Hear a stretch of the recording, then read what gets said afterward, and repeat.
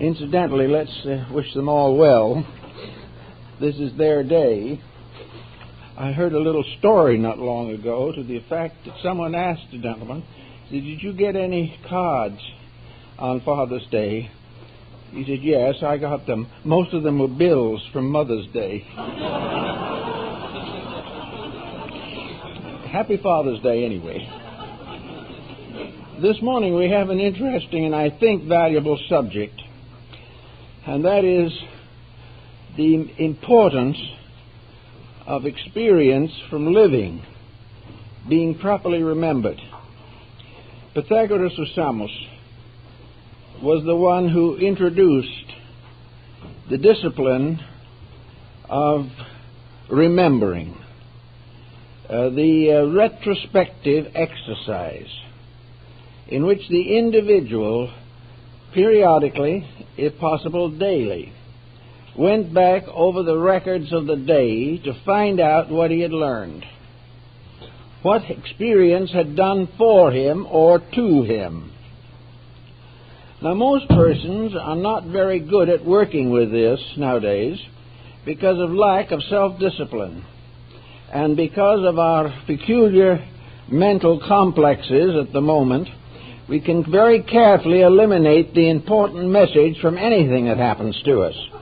If it interferes with our pleasures, if it is inconsistent with our passing moods, we promptly forget it. We do not gain the important lesson that comes to those who remember well their own attitudes, their own mistakes, their own relationships with life, and what they have learned from these episodes and interludes. So to the Pythagorean theory can be added a problem of building a proper record of ourselves, building a proper consecutive account of our own daily experiences. Years ago, young people used to keep diaries.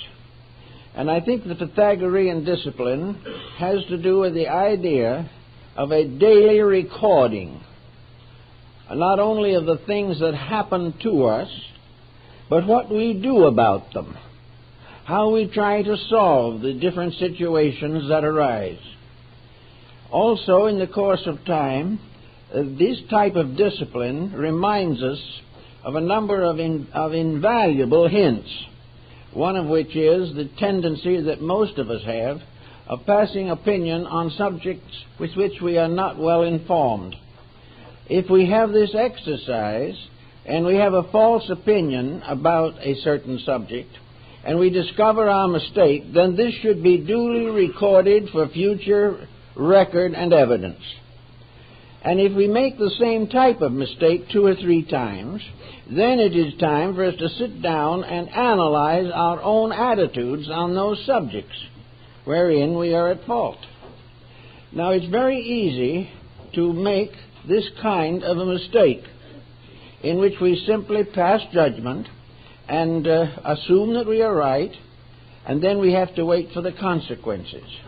Now, the consequences may not affect us personally.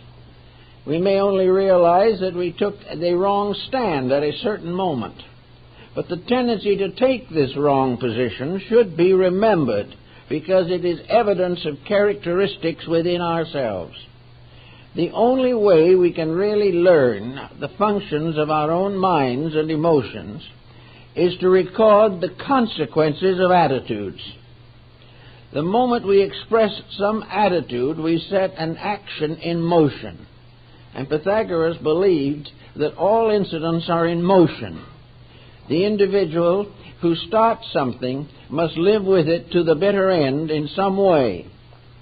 Now, there are many things that we do not need to record particularly, but we can, by careful noting and writing down our attitudes, gradually force ourselves to face ourselves. And this is very important. The average daily occurrence that is normal in the affairs of living, these do not need to be recorded. But any unusual attitude of our own, any unusual attitude we take to other people, we have a right to put it down and say to ourselves, why did I hold that attitude? Why did I react in this particular way? Was it wise? Was it unwise? Today, of course, people are not much interested in whether it's wise or unwise. They want to do what they please. But as a result of disciplining these situations, the person can advance in his own unfoldment with the very important phase of self-discipline. Today there are a great many religious organizations that have various esoteric exercises and meditations and prayers and all kinds of affirmations in relationship to daily living. But up to now, the average person in even religious life has never experienced the discipline of daily recording himself, what he does, what he thinks, and why. If he did this, you would discover that life as we live it every day is far more educational and beneficial than we are inclined to suspect. We think of life as just a series of events through which we pass and we do the best we can, and we hope we last to the end of the month. But this is not really living. The individual who lives without purpose and does not make some personal unfoldment as the result of life is missing the opportunity which nature has provided. We are here for a reason, and that reason is not merely to ignore the laws of living. We are not here to do as we please in a universe that is ruled by an orderly procedure. Our real reason for being here is to discipline ourselves and keep harmony with the principles of our own existence. We are here to grow, and growth means to give proper attention to the needs of the self. Now, growth is not the result of catering to self. Growth is not the result of recording only what we want to think nicely about. It is not intended to cause us to be self-obsessed or fixed in such attitudes. Rather, it is a reason why we should not make mistakes that we make every day. We should not allow pressures within ourselves, undisciplined attitudes, mistakes that may go all the way back to childhood and infancy, to continue to plague our patterns of living. Every once in a while we get a chronic example of this in a problem of a person who has had several marriages, perhaps 3 or 4 marriages. Now, if this person had kept an exact record of their relationships and their attitudes through these 4 sessions, they would have learned a number of valuable things about themselves and why their relationships with others failed. Rather, they simply took the attitude that the marriage partner was impossible and started out and tried again. It never occurred to them that they were the one that was impossible. And they will never believe it unless there is written a record and a proper amount of witnesses and perhaps have the thing notarized. There's got to be some proof that the individual is wrong. And the only way he can get that proof is by being honest. And the only power that keeps him honest, for the most part, is a continual revelation of his own ineptitudes, constantly facing his own mistakes, realizing that they are his, and that no matter how much other people try to please him, they will never be able to save him from the consequences of his own wrong attitudes. So if we start in with some kind of a regular recording procedure, we can begin to discover the weaknesses in our own thinking. Many people are what we might term quick thinkers.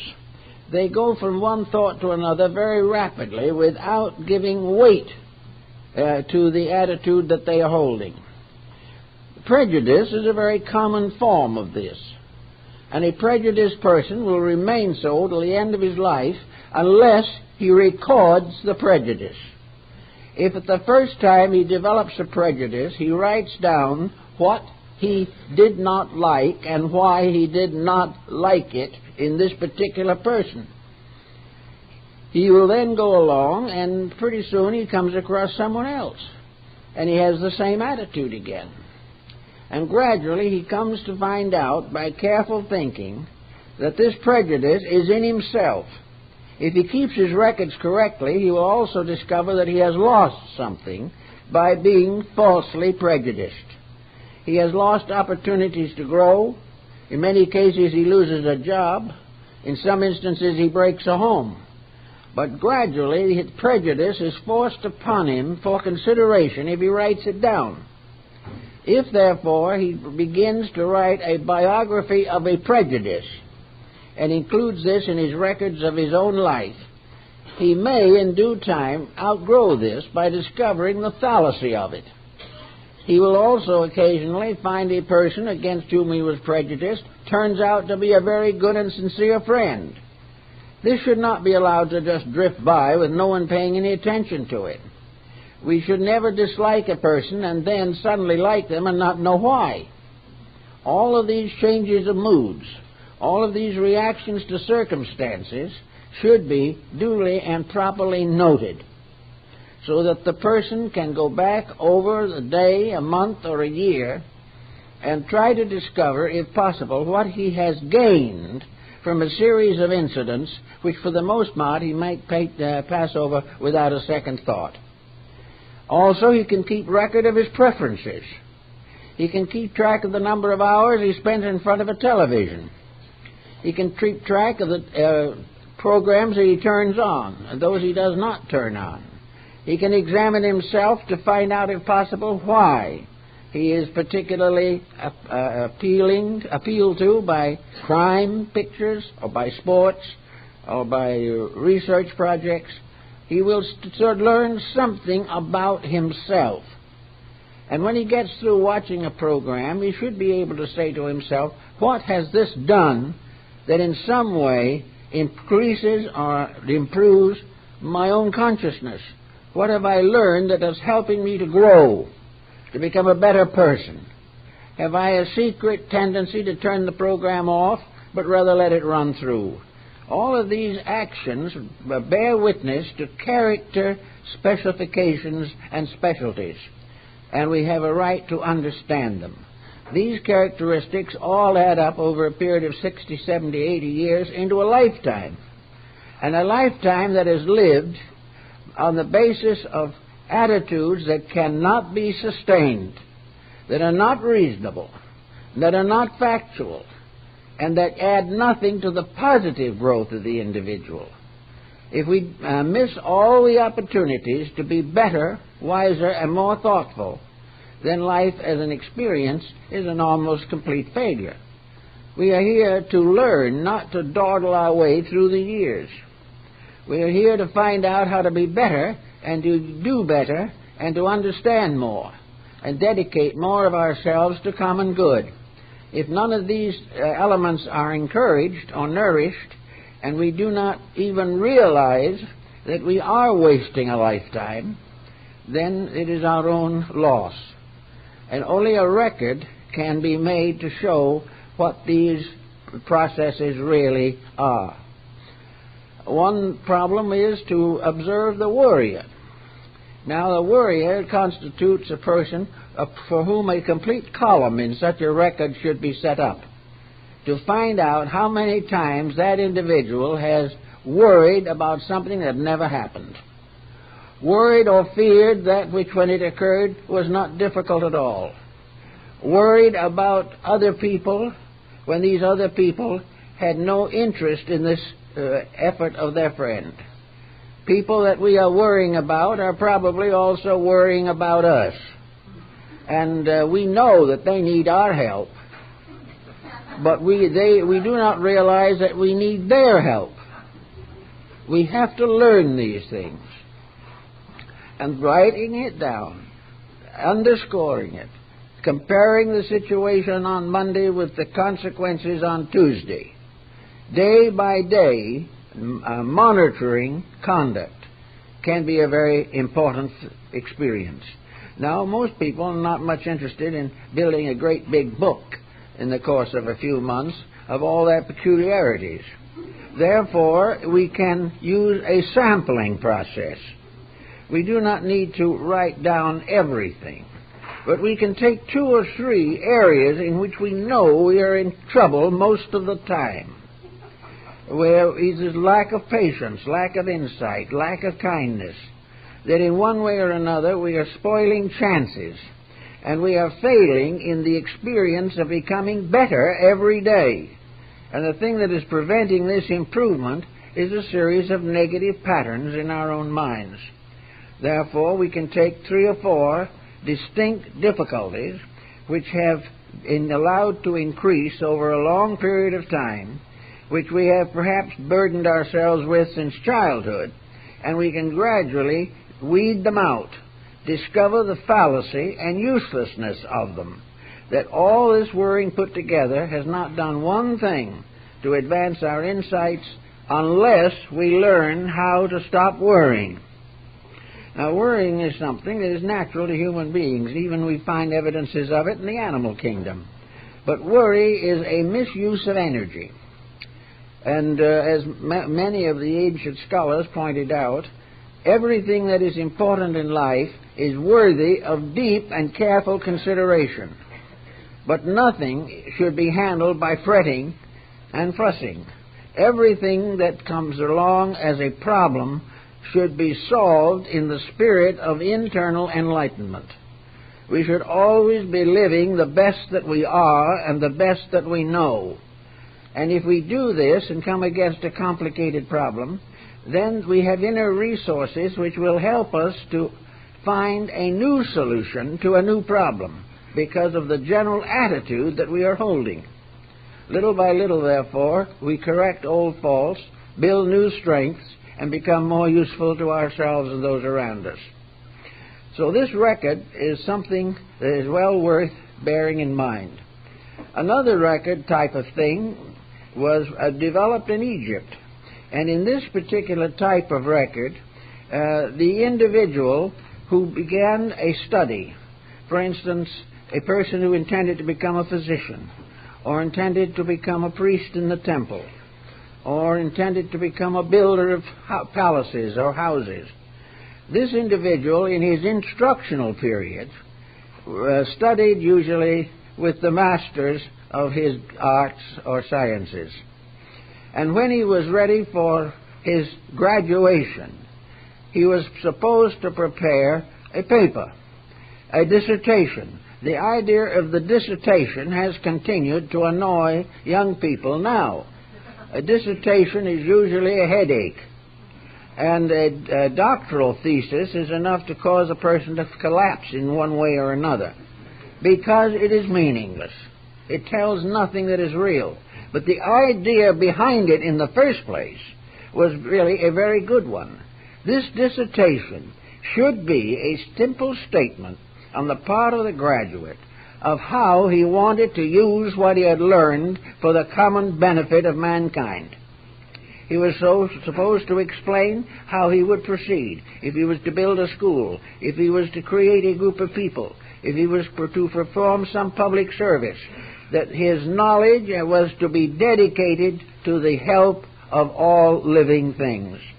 And he was going to explain in his case how he actually intended to do this, what his steps would be, 1, 2, 3, how he would proceed after graduation to make the education he had received valuable to others. This habit of preparing these outlines should be revised and revived. It should come down to us that education is an asset which must be dedicated.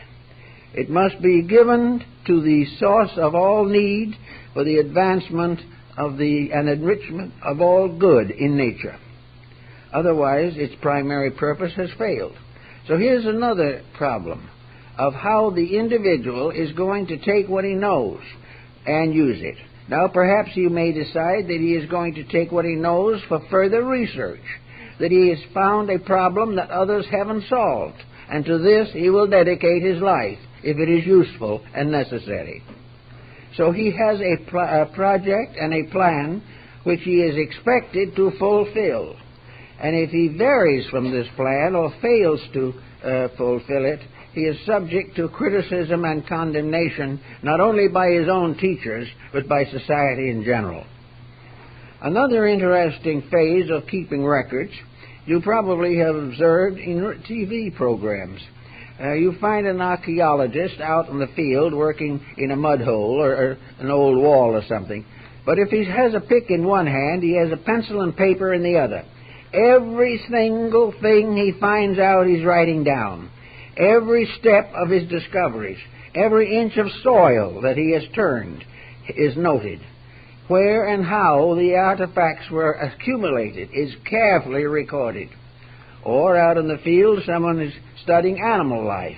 They also are watching the animal very carefully, but they have a paper and pad and pencil with them. They have watched and studied the habits of these various animals and have recorded them accurately in order that science and ecology in general might be of greater service to the preservation of various forms of life. Now, what we really need most of all sometimes is that pad and pencil to discover the eccentricities of ourselves. We must discover which layer of what we are functioning in and what we have dug out of our own subconscious. And if it is no good, we should analyze it away, understand it, and realize why it is worthless to us. All this careful self-estimation, however, has to avoid one danger, and that is excessive self-centeredness. The individual who is just self-centered and is doing all this simply because he wants to be more arrogant or successful, or is concerned primarily with financial improvement, this is a failure. But if he is honest in the recording of his own attitudes, it will in many instances demonstrate to him why the search for fame or the search for wealth is a delusion. But as long as he believes in it, he will suffer for it. And until he records day by day the incidents leading up to accumulation and later do the scattering or disseminating of that which he has accumulated, until these facts are clear, he is not in possession of the real essential knowledge he needs. He can be warned and told by every counselor in the country that he should change his ways. But unless there are facts that cannot be denied by his own mind, he will probably continue in his present course. But when these things that happen on his own skin are brought home to him by thoughtfulness, and he realizes again and again what he is doing to himself, then gradually facts can take over. Facts come in as a useful way of pointing out a mistake. And where the mistakes are reduced, the life of the individual is markedly improved.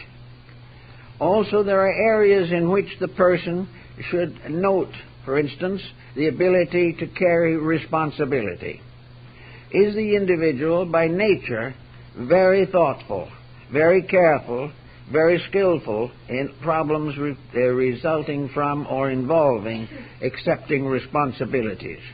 The individual should realize his depth and his limitations in this area.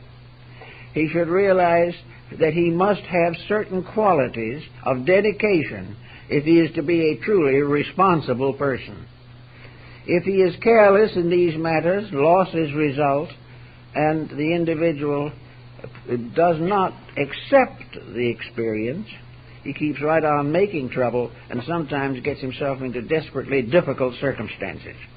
Every phase of life must be made reasonable, must be made according to natural reason and natural law. The law of cause and effect is just about immutable. And in the common experiences of living, every generation has gone through the tribulation of setting in motion causes, but not being willing to accept the results. If, therefore, the individual, through experience recorded in his own life, sees the necessity of accepting the responsibility for the actions which he commits, He will then begin to observe those actions which he can live with and those which are too destructive to continue.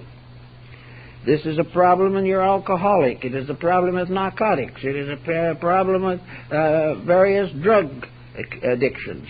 The individual has not willingly or consciously accepted the inevitable evidence of the trouble he is making for himself. He is not saying, is it worth it, and deciding it is not. He goes along from day to day, and by gradually weakening his mental resources by the abuse of them, he comes finally to be a hopeless addict to something. And by this time, he may claim not to be able to change the situation. One other problem which we also can classify is the energy use problem. We have within ourselves an energizing capacity.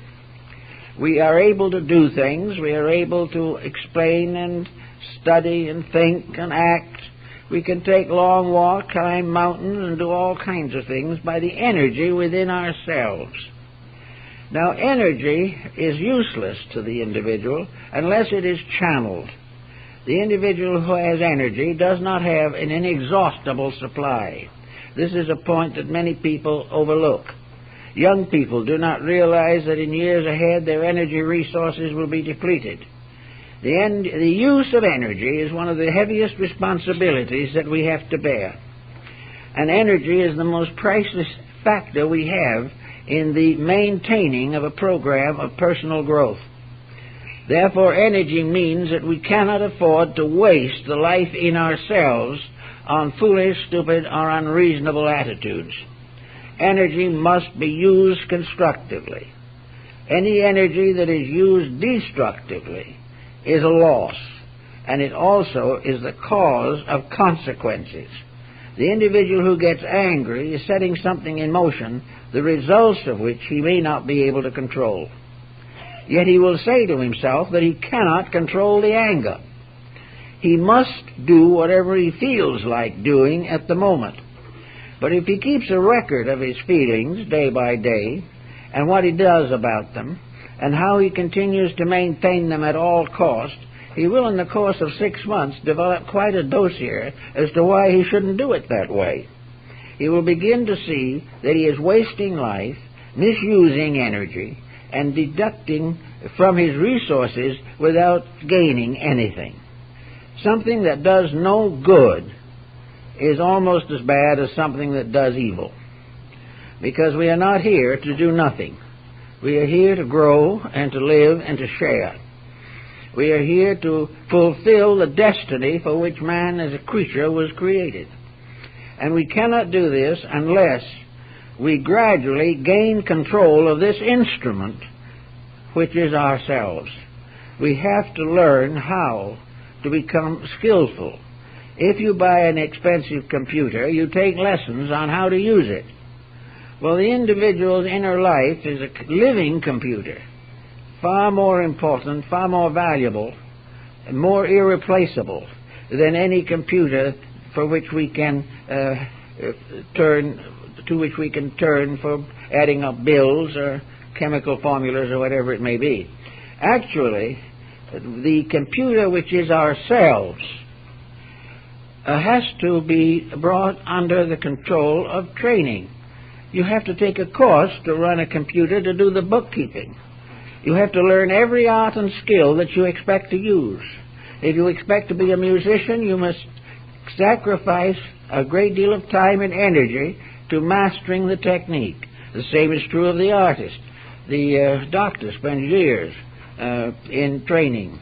The physician, the lawyer, the banker, all these require either long legal trainings or apprenticeships in the fields of their choices.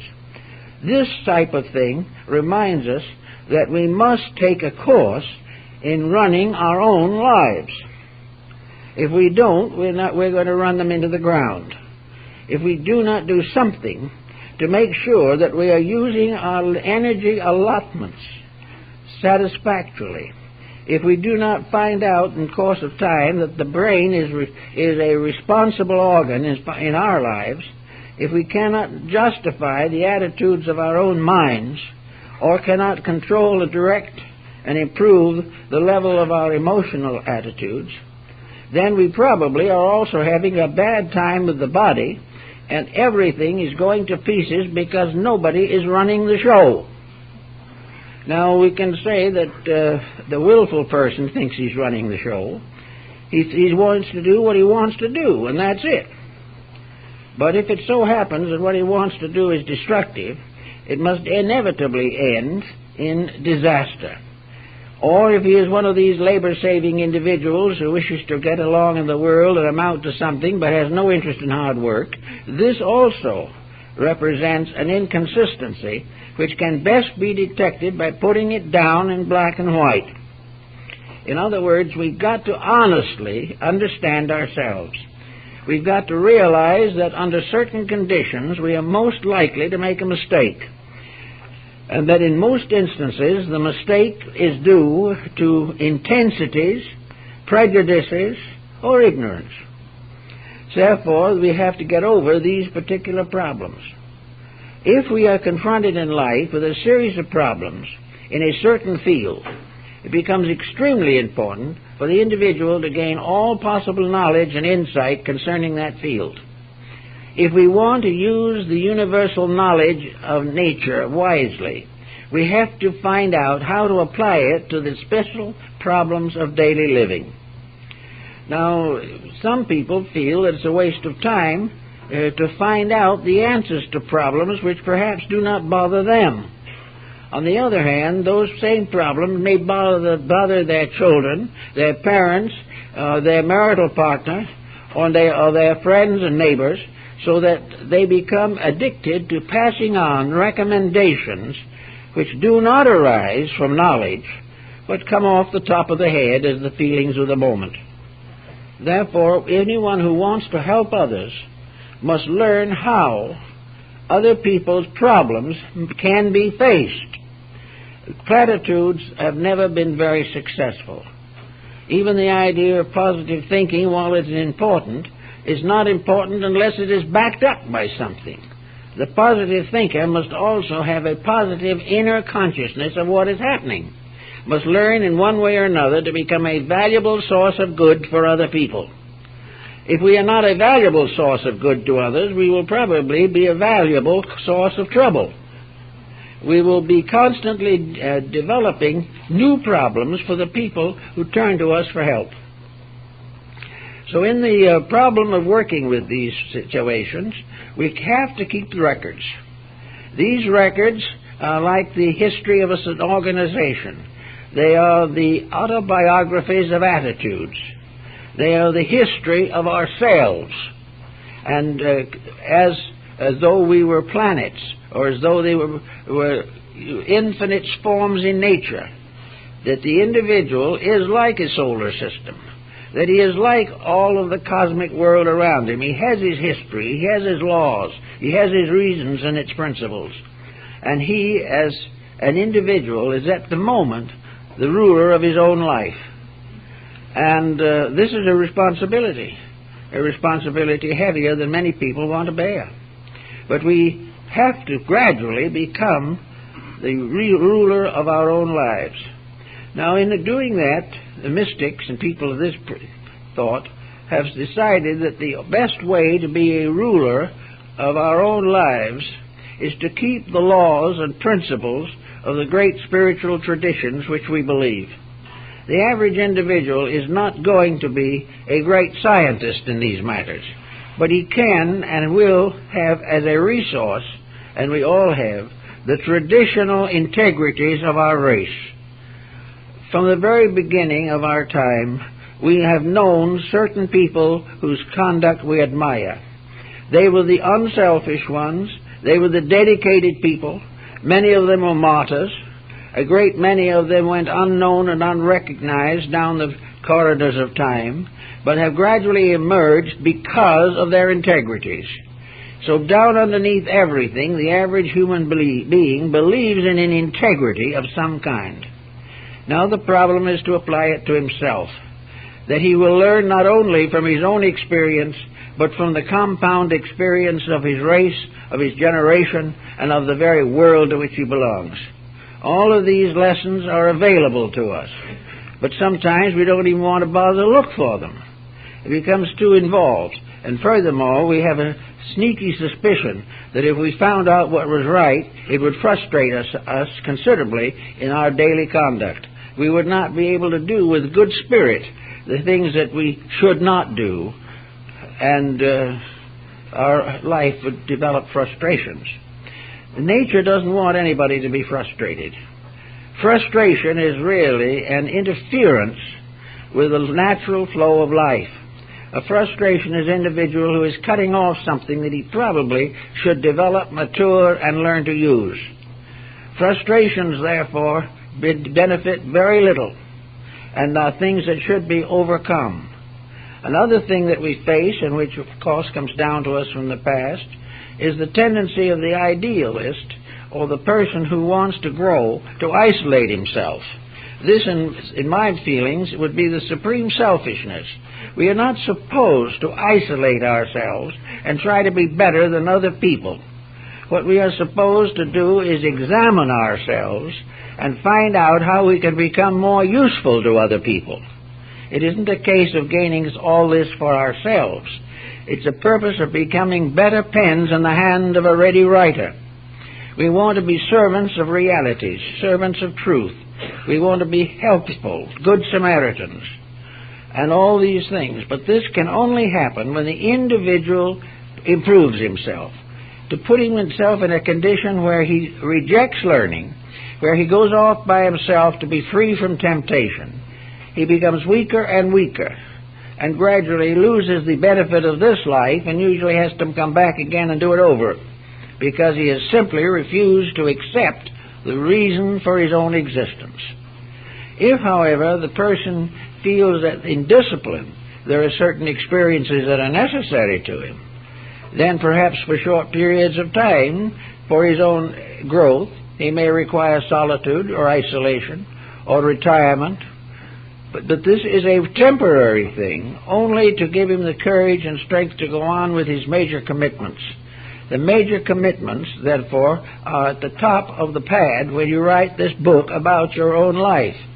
What are you trying to do? What do you believe is worthwhile in your life? And many people will take the attitude that they are not sufficiently influential, they're not enough informed to really do much of anything. All they can do is little small things around the house or whatever is natural to them.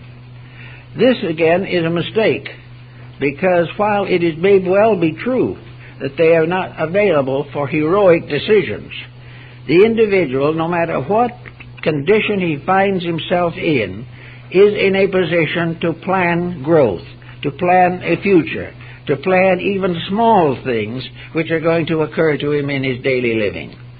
Every individual, for instance, has to plan his own retirement, or plan how he will use those years of life in which his physical activities are likely to be restricted. He must plan for this type of thing. He does not want to wake up sometime and find himself dumped into a retirement situation in which he has nothing to live with and nothing to live for. He should begin at the beginning of life to plan a useful way of life. Every individual should have a column in his book as to what he is going to do to make things better for the world in which he lives. How he is going to, in small ways at least, be a sincere example of integrities. Sometimes the best thing the individual can do is to live a good, quiet, cheerful, useful Christian life. This may be the fulfillment, but there can be a great ministry arise from this. The well-adjusted, conscientious, dedicated person is an example which can lead many others to the strengthening of their own characters. Therefore, no good deed is ever lost. No good effort is ever without its proper consequences. But very often these consequences are not what we want.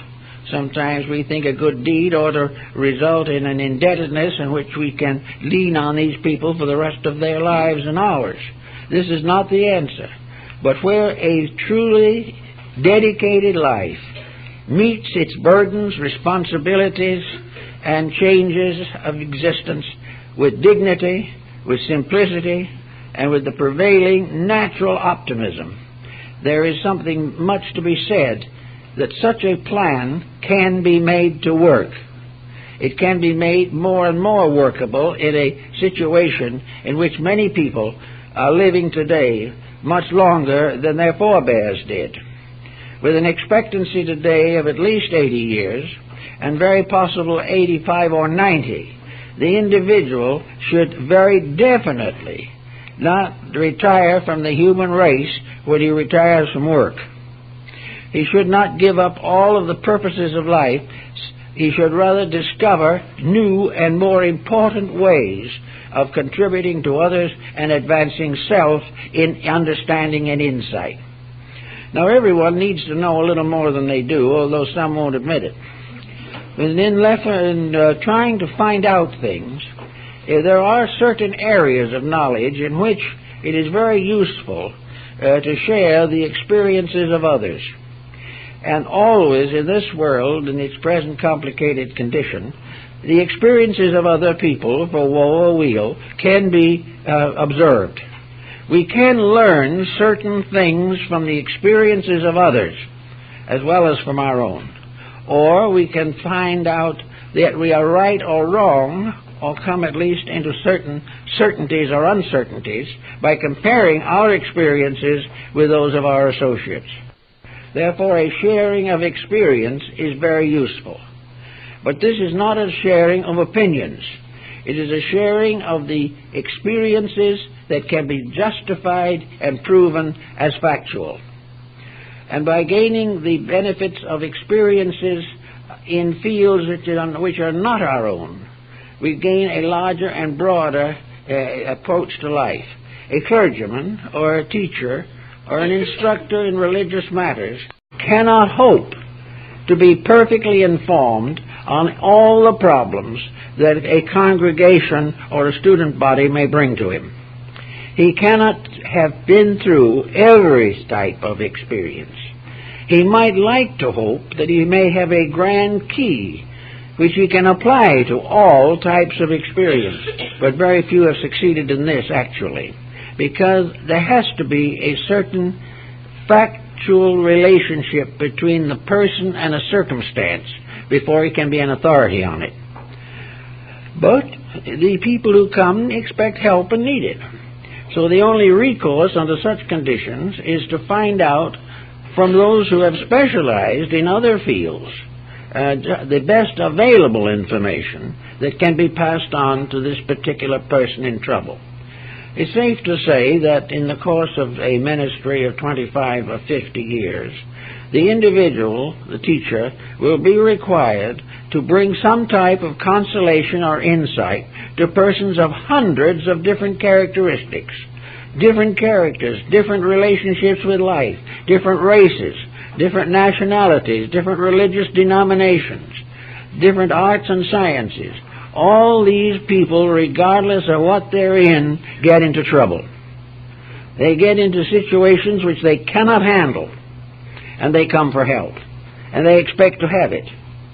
And of course, in actuality, probably the only thing on earth that can possibly bring answers to all these problems is divinity itself.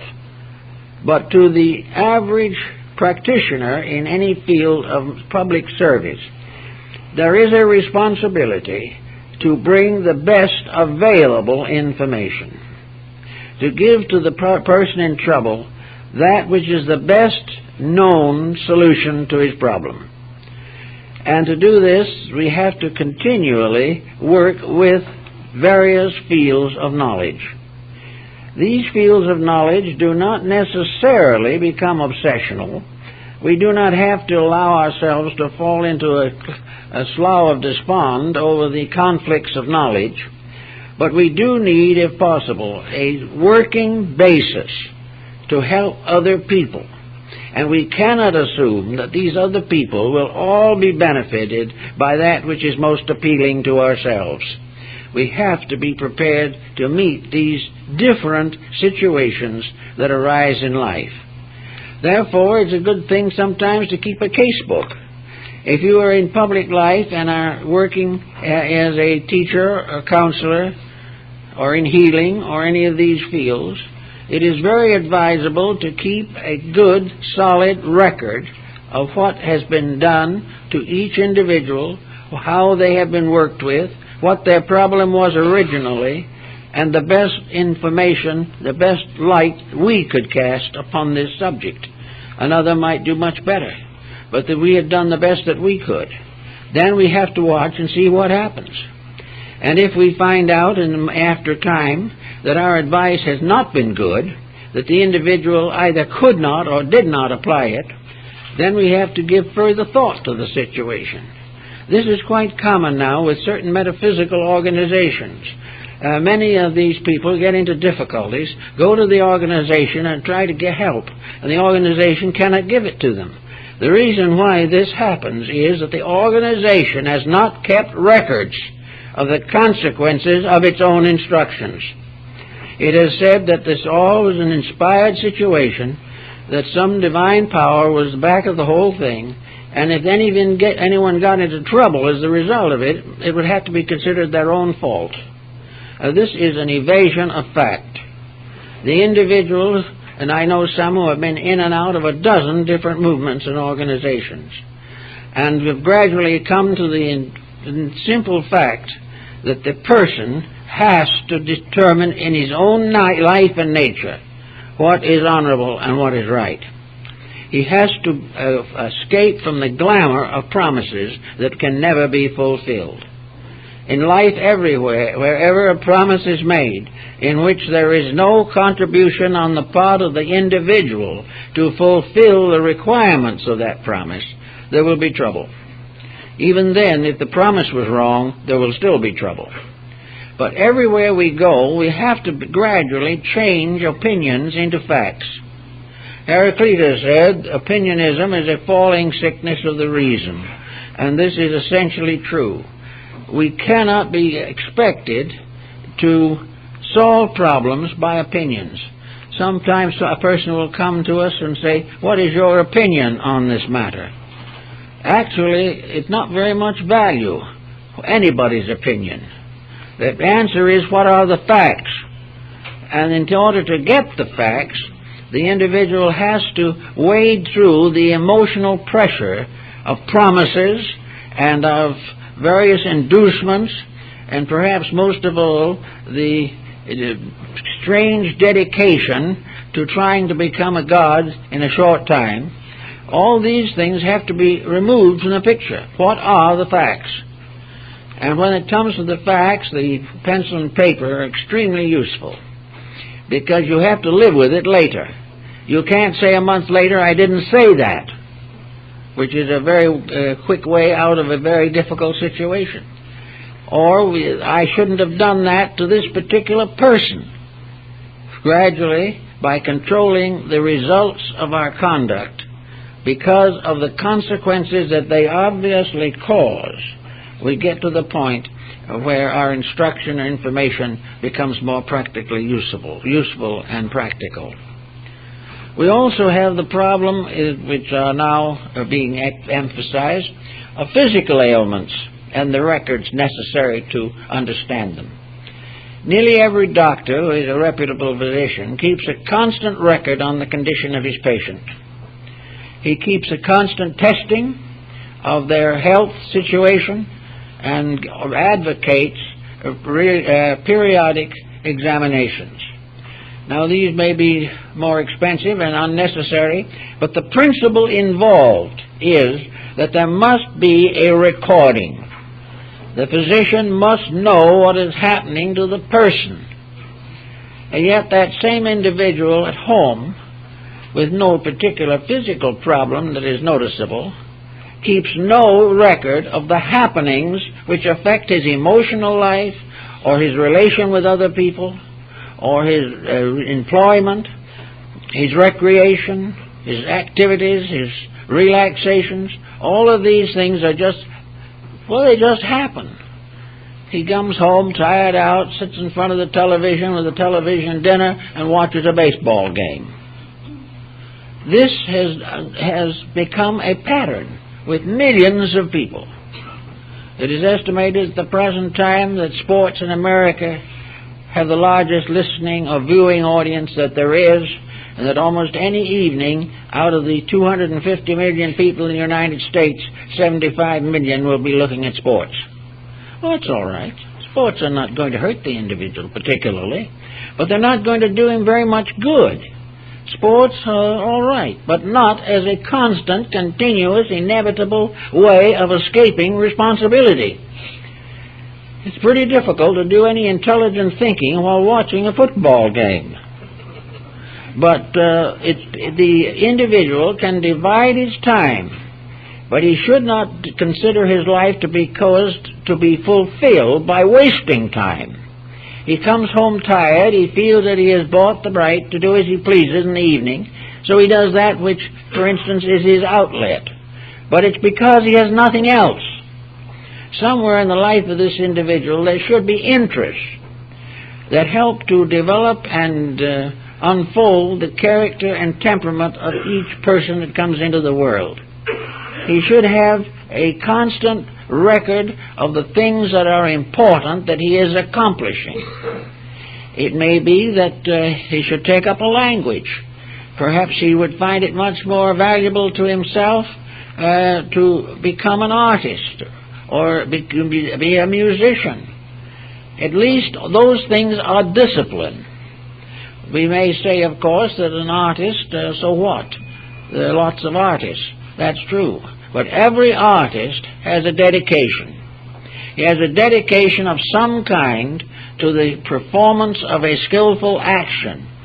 He learns the palette. And if he wants to, he will see in the palette the history of the universe.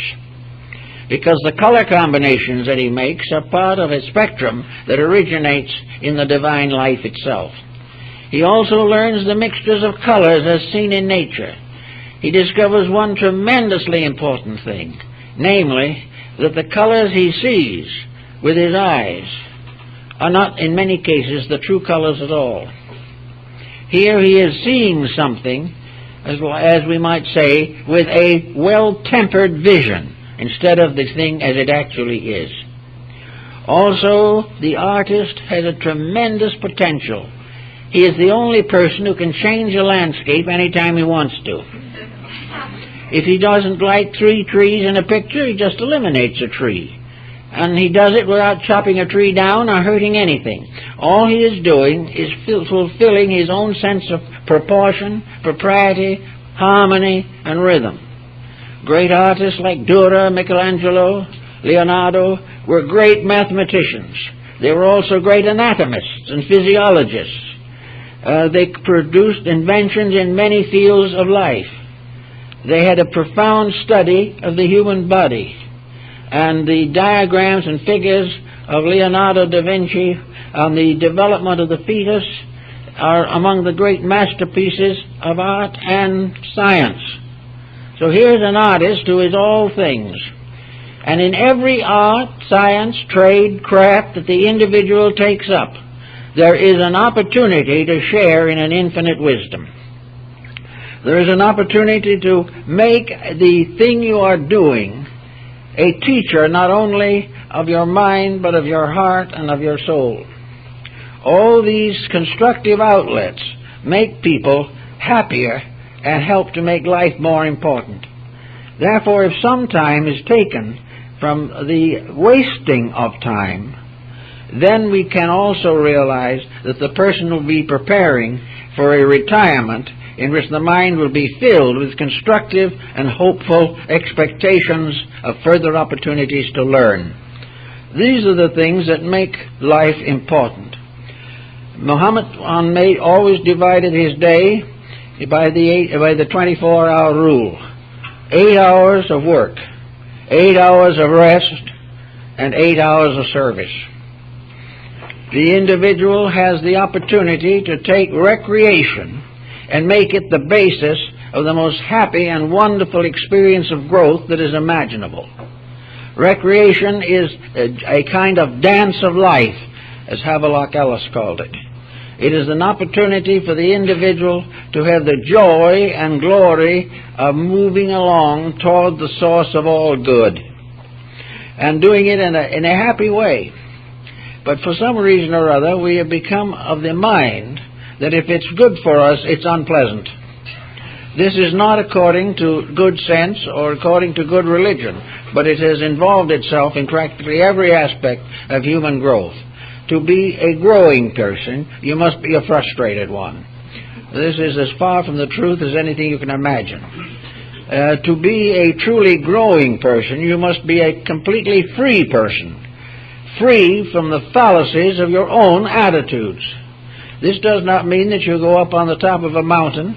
It doesn't mean that you join some kind of a club of the discontented.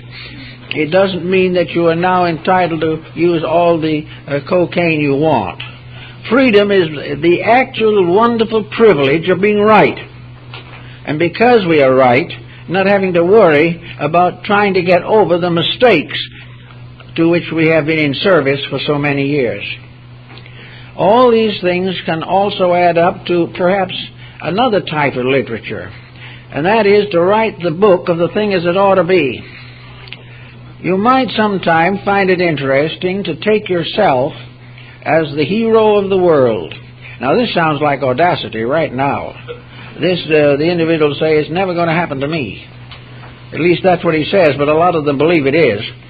Anyway, the idea, however, is that you're the hero of a story, and that this story is your own life, and that therefore you're going to write a wonderful play, a wonderful drama, a great book on a fictionalizing of your own life.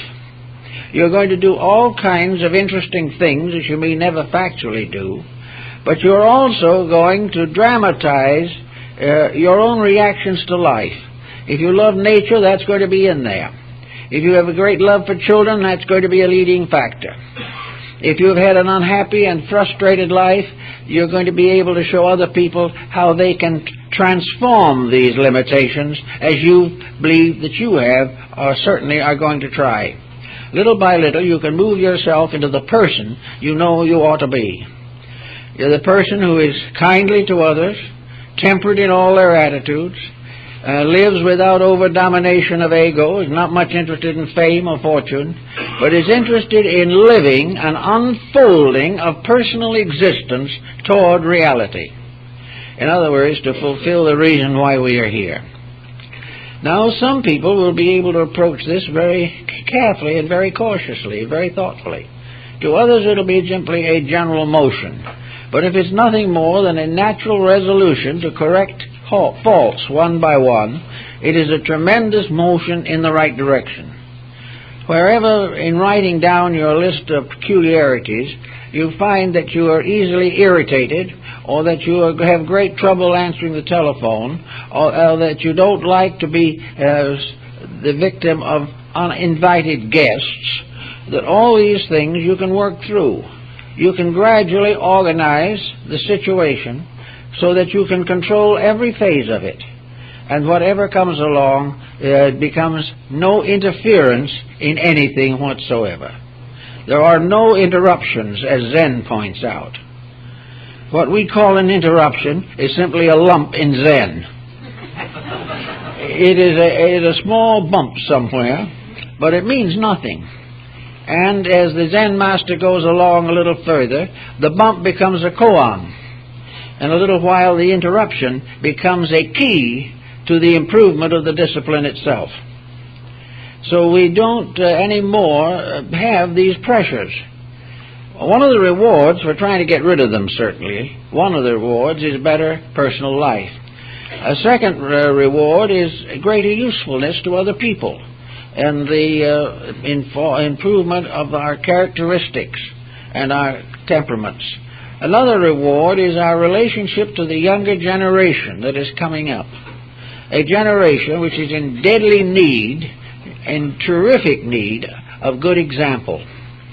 The generation that is wild, but is more or less following frustrated or wild parents, if they are belonging to peer groups which are not commendable and very seldom inclined to accept the family itself as the peer group. It goes outside to those who break the rules and become the heroes. Now, this type of thing becomes a responsibility for all thoughtful persons. The older generation must begin to give a better example to these young people. It must begin to live as it would have those young people live. It would have to gain their confidence. It would have to prove that the parent is thoughtful, reasonable, factual in his recommendations. And if he claims to have ideals, that he is living them or trying to as well as he can. To try to teach a child morality with no intentions of applying the rules to your own nature is one of the reasons why we are in the present condition. Everyone busy doing what they want to do and neglecting what they ought to do. Wherever children appear, they are a responsibility that must be faced, and every effort to avoid that responsibility should be written down in the little black book, because it is something that you're either going to have to correct or there's going to be a sequel in that book that you're not going to be very happy about. But if the individual observes and can write down the number of times a child's interruption has been rejected, don't bother me now, I'm busy, on how many times the interruption has been accepted and the parent and child have settled down to discuss something of great importance to the child. Well, you can write out these things. You will find the consequences just pile right up. And you can say beyond all doubt that you have actual, factual proof that the enlightened and dedicated life is right and is the thing that pays off and will give the person the greatest opportunity to be of service to other people. Nowadays, with the situation as it is, there's a great deal of exploitation in the field of religion. There are a great many organizations that promise what they cannot fulfill, or are recognizing the possibility of financial advantage from the confusion and bewilderment of people. In other words, there are thousands, millions of people in the world today who honestly believe, or think they honestly believe, that they can buy salvation. They believe that if they can build a church or put in a stained glass window, they belong to the elect. They believe definitely that they can contribute without contributing anything of themselves. The individual may, out of charity and understanding, contribute to causes. There's no reason why he shouldn't. But there is no way by which a contribution can be assured to be the basis of an immediate or reasonably immediate salvation. The individual is saved not by that type of thing, for he's giving the least part of himself. He's giving something he couldn't take with him anyway. He's sometimes giving something he got dishonestly in the first place. But whether he got it honestly or dishonestly, the gift without the giver is bare, says Longfellow. It is only when the individual's gift is backed by dedication to principles. And today, a great many organizations are not much worried about those dedications. They want the gifts. Well, some of them are having a hard time, let's face it. But the individual who is expected to help them must have the ability to determine within himself what is right, what is just, and what is worthy of assistance. He must recognize that nothing that is worthy is going to make the path to personal growth a flowery bed of ease. It is going to be troublesome always. It's going to be work. The individual must fight continually against the conspiracy of selfishness within himself.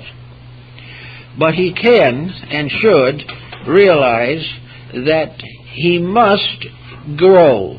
He cannot be converted into salvation. He cannot be given some kind of a formula and be told he's a member of something and have anything happen unless he makes it happen. There is no shortcut to truth. It is a long, hard, difficult road. But it is something that gradually becomes so magnificent in its own nature that regardless of what it costs, the individual would not compromise it even for a moment. But there is that time of getting to that point, the time to compass the entire worldly material that has been burned into us by sorrow and trouble and responsibility. So we think that gradually, taking all these factors together, that the average individual's life is worth a careful documentation. Now, sometimes this happens after they're dead. It's more biographies are written after death than you would shake a stick at. But, you know, there's a fallacy about these biographies. They are really not written to tell about the person. They are written to amuse an audience. In other words, most biographies that we read are more or less disillusionments of one kind or another. The individual is downgraded. Now, some will say perhaps he isn't downgraded. Perhaps the person who we have regarded as a hero was really much of a scallywag. Well, even that doesn't justify the situation, because we all know that people cannot be everything at once. So some people are good and some people are bad. But those exploitation books that are written simply for sale dramatize situations that may not even be true. But if the time comes later when honesty prevails, we can imagine a biography written after death by somebody who really tried to tell the facts of a case. Perhaps our own little book, diary, that we have kept down through the years could inspire someone to a great book.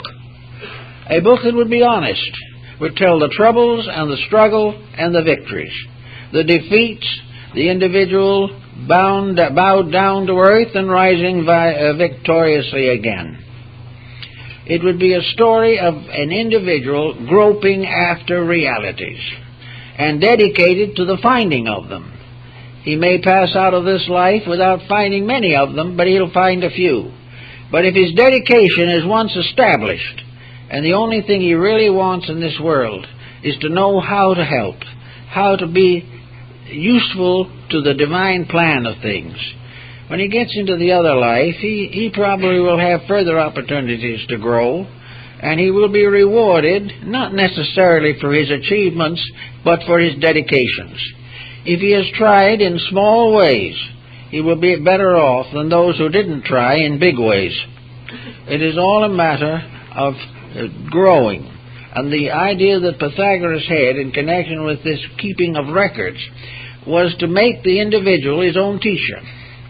How by little thoughtfulness and by observing the consequences of what we do, we will gradually learn to live better. We will gradually find out that when we hurt another, we ultimately hurt ourselves. And as some of the Oriental philosophers have said, when we hurt another, we have hurt ourselves in the other. Because actually there's only one life anyway. And when we do ill to one, we do ill to the source of all.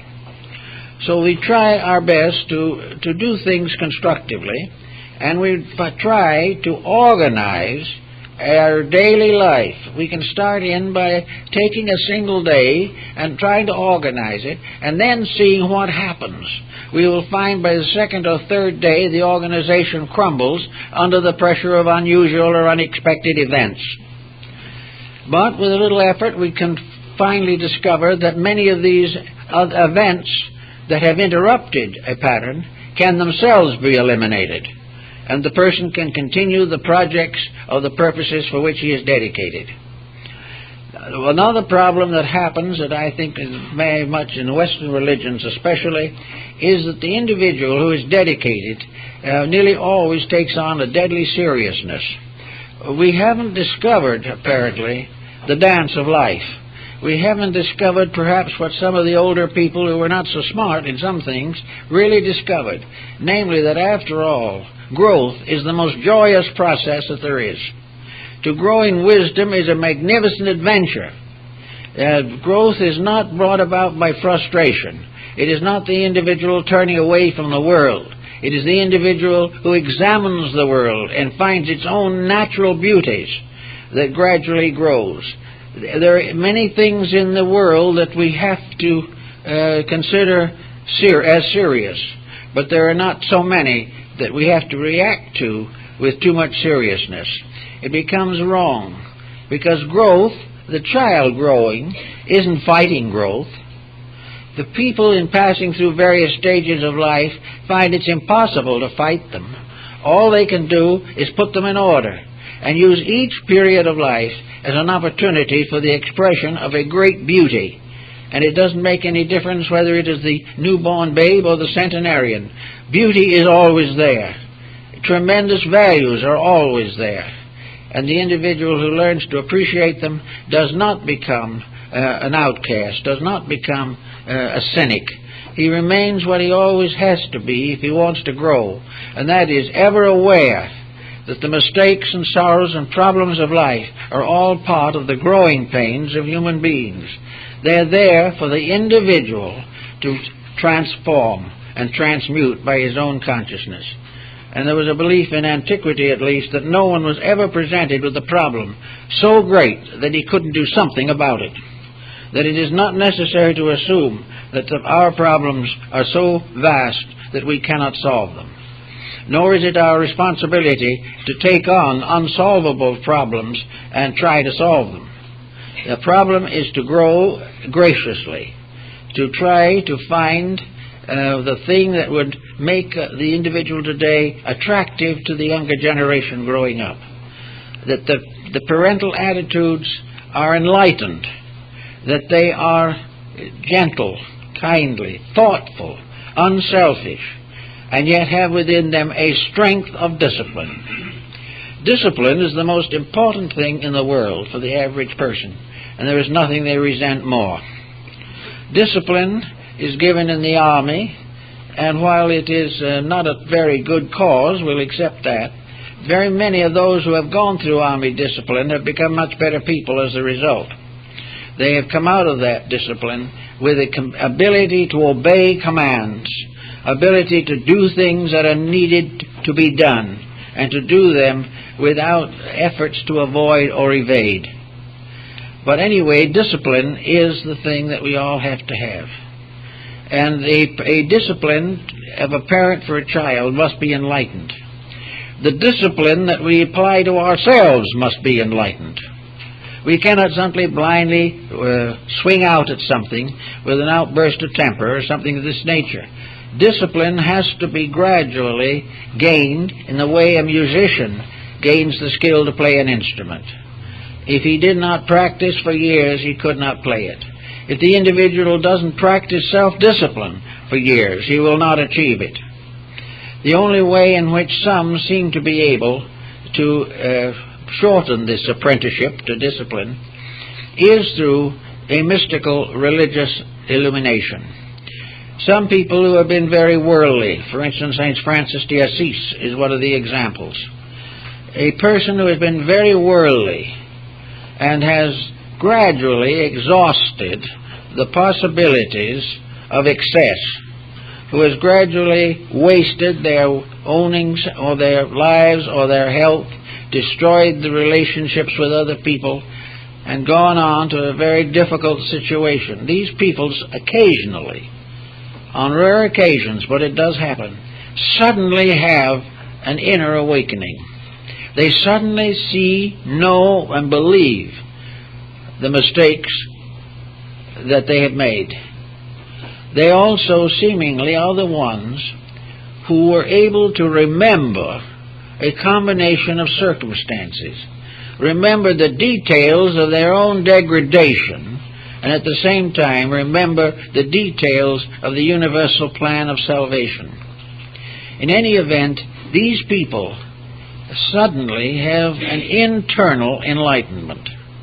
This internal enlightenment is something, as several of them have said in attempting to write the explanation, that there is no way of telling what this is.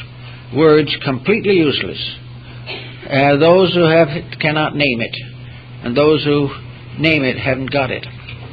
Whatever it is a mysterious unfolding of light within their own lives.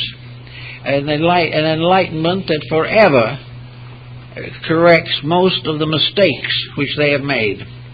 This enlightenment which, in a sense, is a miraculous cleansing of the inside of the cup, where suddenly the individual realizes his true place in the order of things.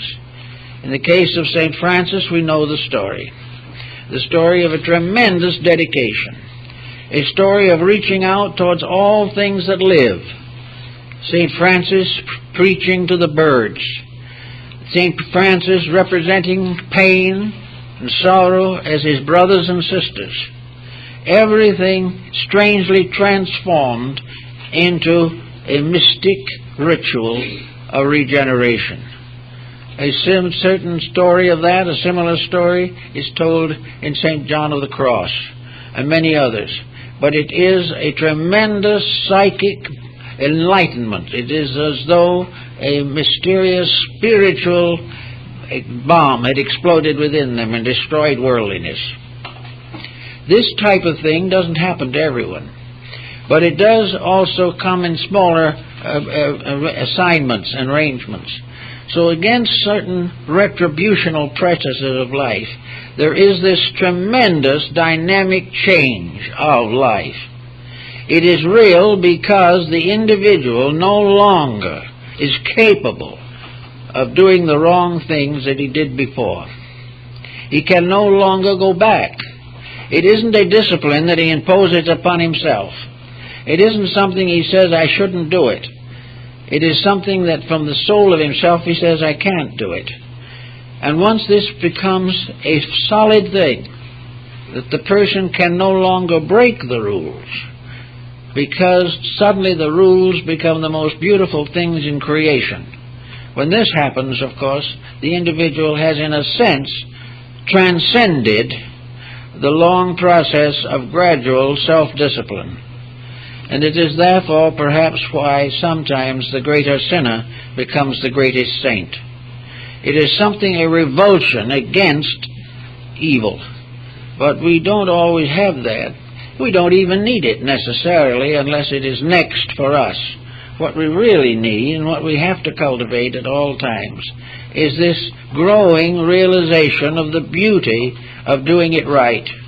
The beauty of no longer permitting the doubts and fears of the personality to interfere with the life of a serene dedication.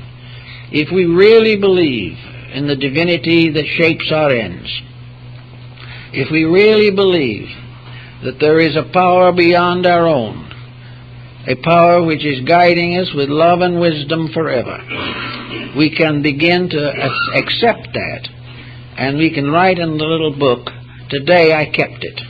Today I had a decision to make and I made it right. Then the next day I tried again but didn't do so well. But going over a period of time, these records will tell us what we are accomplishing. They will also help us to plan a purpose for our own lives that extends perhaps far beyond the boundaries of the present body. It helps to make us citizens of the universe, and most of all, good citizens. It helps us to become part of that great life which is dedicated to the service of life, to the service of realities, to the service of the divine essence, the divine substance that has been built into us and which we are able to witness. In other words, it is the divine power coming through so that we all become manifestations of the infinite goodness and the infinite love that protects all things. If we begin to feel that way and think that way, little problems will fall away and gradually larger problems will be modified. And if we keep records of what happens when we do it right, we will gradually realize that it is not very profitable to do it wrong. Well, that's all for today, folks.